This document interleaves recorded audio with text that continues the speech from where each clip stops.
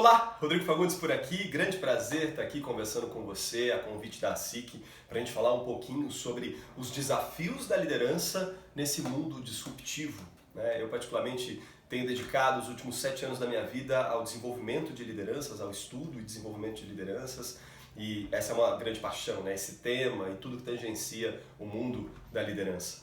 Tudo isso começou, até voltando um pouquinho na história, uns 10 anos atrás, né? Temos que voltar lá para 2010, quando eu tinha por volta de 25 anos e fui promovido pela primeira vez a um cargo de liderança, né? Então assumi o cargo de coordenação de marketing na 3M, tinha uma pequena equipe ali e comecei a perceber que não era tão simples quanto eu imaginava, né? Essa é a grande questão. Eu costumo falar nos meus treinamentos, palestras, que esse ponto foi um grande ponto de virada na minha vida, onde eu percebi que aquilo que eu imaginava, né, que ia dar para fazer, que ia dar para fazer diferente talvez, não era bem assim. Na verdade, liderar era uma ciência pouco exata e muito interessante. E foi aí que eu me tornei um grande curioso a respeito de liderança. Fui buscar ferramentas, buscar formas para me desenvolver como líder e, consequentemente, ajudar as pessoas que estavam na minha equipe, né? Então, fiz isso por um tempo lá dentro da 3M, até que em janeiro de 2013 eu tomei a decisão de pedir demissão e começar o meu primeiro negócio, né, enquanto consultoria para trabalhar com o desenvolvimento de lideranças. Então, é uma jornada, né, me dedicando a esse mundo, e o que eu percebi, talvez como o grande principal ponto que eu queria trazer para a nossa conversa hoje, é que essa história de mundo disruptivo está sendo muito falada hoje, mas não é uma novidade. Essa disrupção já vem acontecendo há um bom tempo, e se a gente olhar para o mercado e para a forma como a gente lidera nos últimos 10, 15, 20 anos, a gente está sendo convidada a se adaptar constantemente. Então, grava essa palavra, adaptação, talvez seja a primeira coisa que nós, enquanto líderes, precisamos desenvolver. A capacidade de se adaptar e de se adaptar rápido. Por quê? Cada vez mais a gente vai ser cobrada a fazer mudanças num estalar de dedos. Vamos olhar para o nosso cenário atual mesmo, né? Com toda essa história de pandemia que a gente está vivendo. O quanto você já teve que se adaptar?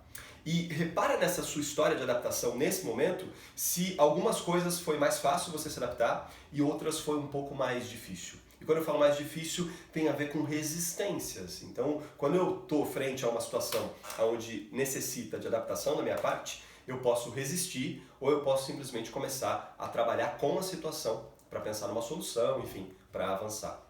A capacidade, então, de se adaptar é o mais rápido possível você pensar nessas soluções e nessas possibilidades. O momento atual convida muito a gente a fazer isso.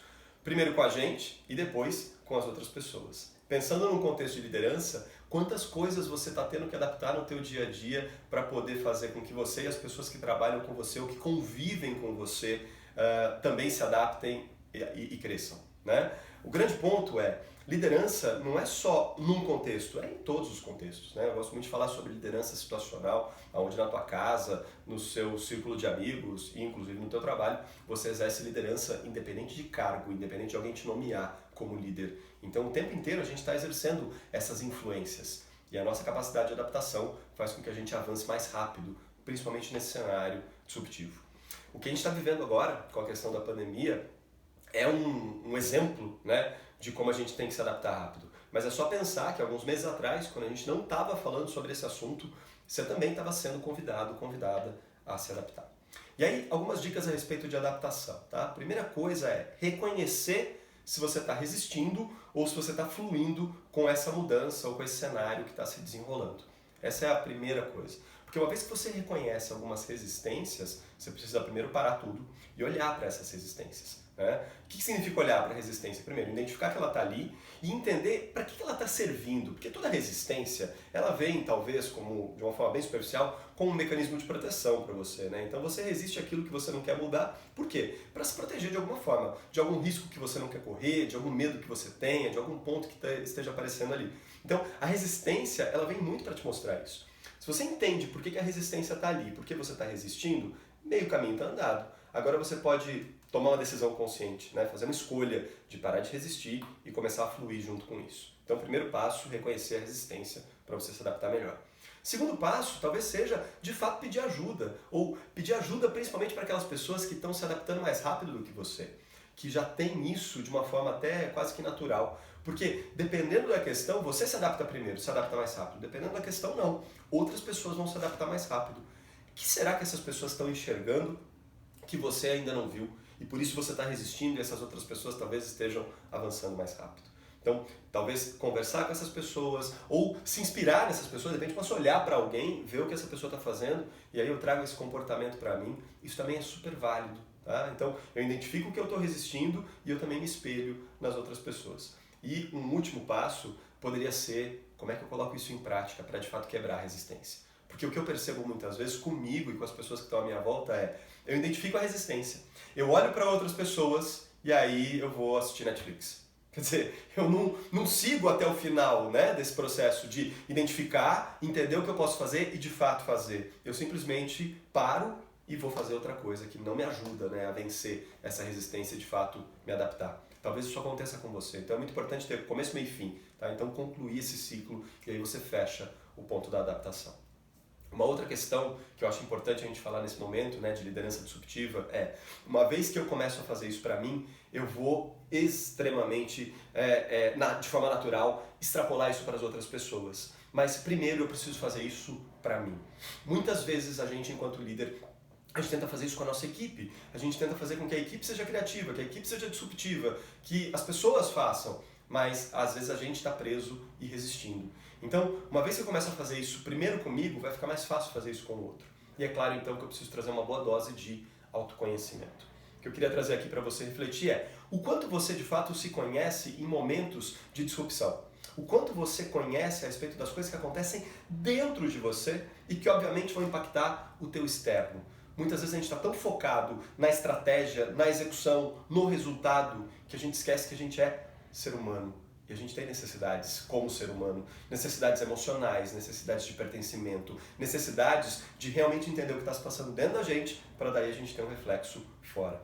Então, no que diz respeito ao seu autoconhecimento, pensa assim, o que você precisa saber sobre você, mais do que você sabe hoje, para te ajudar a passar por momentos onde a disrupção precisa acontecer.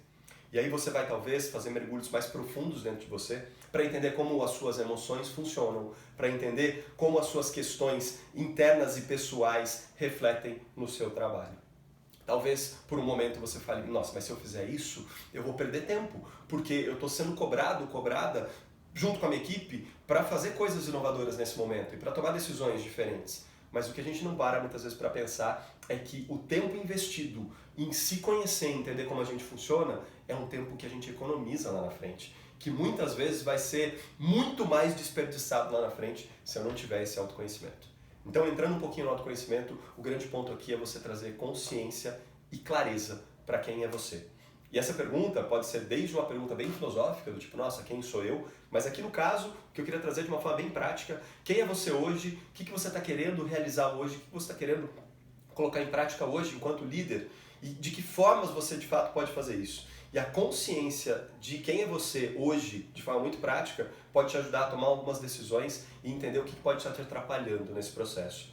Olhando até de novo para esse cenário de crise que a gente está vivendo, né, nessa pandemia, quem é você nesse cenário? Será que você está com medo? Será que você está com raiva? Né? E medo e raiva andam muito junto, inclusive a raiva é muitas vezes um desdobramento do medo. Né? E como é que eu posso lidar melhor com essas emoções? O primeiro passo, de novo, talvez seja reconhecer essas emoções. Eu não consigo fazer nada que eu não perceba que está ali. Eu não consigo fazer nada a respeito de coisas que eu não perceba. Eu preciso primeiro olhar e entender, caramba, eu estou ficando com medo, eu estou ficando com raiva, eu estou ficando estressado. Poxa, legal, agora eu posso olhar para isso. E talvez avançar em relação a isso, conseguir dar passos significativos em relação a esse meu estresse, o meu medo e a minha raiva. É o autoconhecimento que vai me permitir, de fato, entrar em contato com isso e fazer alguma coisa a respeito. Autoconhecimento, então, é bastante importante. Quanto mais você trabalha o autoconhecimento, mais você mergulha, mais você entende como líder como é se relacionar com as pessoas. E aqui é o ponto que eu quero, de fato, aprofundar com você. Não tem como você conhecer, de fato, as pessoas da sua equipe ou que trabalham com você sem você se conhecer. Caso contrário, você vai, na verdade, projetar coisas suas nos outros e viver um cenário de mega estresse, principalmente no momento disruptivo. Quando você olha para dentro e se entende um pouco mais, entende como você funciona, vai ficar muito mais fácil você olhar para as outras pessoas e entender como elas funcionam. E aqui a gente pode colocar um terceiro ingrediente, né? A gente falou de como é que eu posso trabalhar mais a minha adaptação, agora o meu autoconhecimento. Vamos trazer um pouquinho agora de autorresponsabilidade? Porque esse é o ponto que talvez faça você virar a chave no momento disruptivo. Chamar para si aquilo que é seu. Autorresponsabilidade é assumir a responsabilidade sobre aquilo que é seu. Não é assumir toda a responsabilidade. E é onde eu vejo que muitos líderes acabam cometendo um pequeno erro, mas que se torna um grande problema, é você tentar puxar para si a responsabilidade que não é sua. Ou seja, puxar para si a responsabilidade da sua equipe. Quando eu tenho uma equipe de pessoas trabalhando junto comigo, quando eu estou inserido num projeto onde cada pessoa tem uma tarefa, cada pessoa tem uma parte, uma fatia do bolo, vamos dizer assim, eu não posso me responsabilizar pelo bolo todo, pela parte toda, pela tarefa toda, mas eu posso me responsabilizar sobre a minha parte que influencia cada uma dessas outras partes. O principal trabalho de um líder, de uma líder, é liderar, ou seja, é entender como é que eu posso influenciar da melhor forma possível todas essas partes para que essas partes trabalhem em sinergia e consigam ter o resultado que as partes precisam ter. No momento em que eu me perco disso e me responsabilizo por algo que não é meu, obviamente eu vou me estressar, porque eu não vou conseguir fazer aquilo da melhor forma. As pessoas vão se estressar, porque elas não vão conseguir exercer a contribuição delas, e aí a gente está criando uma estratégia realmente para se dar mal. Mas, quando eu assumo a responsabilidade pelo aquilo que é meu, e começo a realmente direcionar meu foco, a minha atenção, a minha atitude, a minha energia para aquilo que de fato eu tenho que fazer, eu acabo impactando positivamente todo o meu cenário, ou seja, tudo ao meu redor. A autorresponsabilidade, então, mais uma vez, é se responsabilizar pelo aquilo que é seu, não por aquilo que é de toda a sua equipe. E quando você faz isso, automaticamente você avança. Você começa, na verdade, a entender aonde estão os problemas de resultado da tua equipe. Aonde estão os problemas, aonde estão as travas, aonde estão as coisas que você, enquanto líder, precisa endereçar. Talvez você precise ajudar uma pessoa a se capacitar mais. Talvez você precise ajudar uma pessoa a, de fato, colocar mais em prática aquilo que ela já está capacitada para fazer. Talvez você só precise ajudar uma pessoa a lidar um pouco melhor com as emoções dela, com aquilo que ela está vivendo naquele momento. E eu estou falando um monte de talvez, porque você não tem como saber isso antes. Você só consegue saber isso quando você entra de fato em contato com essas questões, porque aí você começa a endereçar. Então eu estou falando aqui, talvez, da principal atribuição de um líder, que é liderar. Isso é tão óbvio, mas tão óbvio, só que talvez seja o ponto que os líderes, mais pecam ao longo da história. Tá? Como eu falei para você, nos últimos 7 anos eu estou me dedicando efetivamente ao desenvolvimento de liderança. E o que muitas vezes eu vejo que acontece pensa numa semana de trabalho, tá? De um líder, de uma líder. Quantos por cento desse tempo, dessa semana de trabalho, de fato, um líder ou uma líder passa liderando? Essa é uma reflexão muito importante para a gente fazer e que eu sempre tento provocar nos líderes em que eu entro em contato. Porque pensa assim, se eu trabalho 10 horas por dia, para ficar fácil a conta, trabalho 10 horas por dia, quantas horas desse dia eu passo efetivamente liderando? E não fazendo outras coisas que às vezes fazem parte da minha função. E muitas vezes a gente surpreende quando a gente faz essa análise, porque você vai perceber que, na verdade, a parte que você passa liderando é muito pequena. Eu já tive contato, por exemplo, com líderes que olharam e falaram: nossa, mas tem dia que eu nem lidero. Tem dia que eu faço tantas outras coisas que eu nem converso com a minha equipe, nem faço nenhum acompanhamento, não estou próximo, não estou liderando de fato. Olha que interessante, né? Num mundo disruptivo, onde a gente precisa liderar rápido, tomar decisões rápidas, eu que sou o líder, não estou liderando. Isso é muito perigoso. E muito perigoso porque eu não tenho consciência disso. Até que eu pare para pensar, eu acho que eu estou liderando o tempo inteiro. Afinal, eu sou líder, Mas quando eu olho para, de fato, o tempo que eu estou passando liderando, eu não estou fazendo isso. Quando eu assumo essa responsabilidade e começo a liderar mais, o que acontece? Eu potencializo os resultados da minha equipe. É para isso que serve a liderança. Para servir, para ajudar os outros a fazerem aquilo que eles precisam fazer. Eu costumo sempre dizer que liderar é criar resultados através das pessoas, junto com as pessoas. Uma coisa é eu criar o meu resultado, Eu pego essa caneta e escrevo um texto aqui, eu criei esse resultado. Agora, se eu lidero você e é você quem tem que pegar a caneta e escrever o texto, esse resultado só vai vir se eu conseguir liderar você nesse processo para que você de fato faça. Então, se responsabilize pela parte que é sua. Vamos recapitular a nossa construção aqui nesse propósito, de entender os principais desafios de liderança desse mundo disruptivo. Então, eu preciso me adaptar rápido, mas para me adaptar rápido eu preciso me conhecer, eu preciso trazer autoconhecimento para entender como eu funciono e o que pode atrapalhar ou não esse processo de adaptação. E nesse momento é importante eu me responsabilizar pelo aquilo que é meu, caso contrário eu vou me perder no processo e vou conseguir ajudar muito pouco. Uma vez que eu fiz essa base de construção, onde eu entendo o cenário de adaptação, me conheço e me responsabilizo, eu acho que eu posso trazer um último ingrediente aqui pra gente, que eu acho muito relevante para esse momento, que é estabelecer conexões saudáveis e de qualidade. E quando eu falo conexão, é como é que eu me relaciono de fato com os outros, com os processos, com as empresas, com os clientes. Pense em conexão com tudo aquilo que você precisa se conectar. No mundo disruptivo, tecnológico que a gente vive hoje, a gente fala muito de conexão, né? E acho que essa analogia é muito válida. Se você tiver uma falha na sua conexão com a internet nesse momento que você está me assistindo, como é que vai ficar essa sua experiência? Talvez ela nem consiga existir, talvez caia o vídeo, você não consiga continuar me assistindo, né? Assistindo esse vídeo. É a mesma coisa nas nossas relações e nas conexões com tudo aquilo que tangencia o nosso cenário atual, né? Eu preciso me conectar. O quanto eu estou investindo de tempo para de fato me conectar com as outras pessoas? E a grande questão é que no mundo disruptivo, investir tempo nisso é, de novo, poupar tempo lá na frente. Eu de fato vou conseguir entender o que o outro precisa, e aí qual é a grande vantagem de entender o que o outro precisa? É trazer mais assertividade para o processo. Seja esse outro meu liderado, minha liderada, algum par, alguém da minha equipe, a minha esposa, o meu cliente, alguém que está na minha frente na fila em algum lugar, alguém que eu estou conversando agora pela internet, nesses momentos em que a gente está saindo muito menos de casa. Como é que eu entendo o que o outro precisa? Como é que eu me conecto e realmente estabeleço uma relação com o outro para de fato entender o que ele precisa? E aí eu trago assertividade para o processo.